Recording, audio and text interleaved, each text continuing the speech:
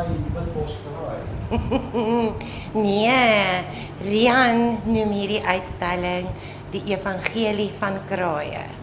En dit is Rian se solo-uitstalling en vir hom is kraaie verteenwoordigend van die werklike en die onwerklike, die fisiese en die metafisiese, die oorgang tussen aarde en spirituele lewe. Hy gebruik baie mixed media om hierdie werk tot werklikheid te bring.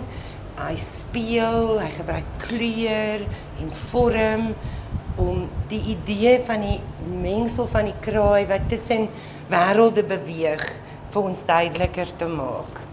Rian Jacobs se Evangelie van Kraaie open amptelik Sondag en dit sal hier by die galery wees tot die 22ste Maart en ek sien vreeslik uit na mense se reaksie om te kom kyk na hierdie pragtige werke wat Rian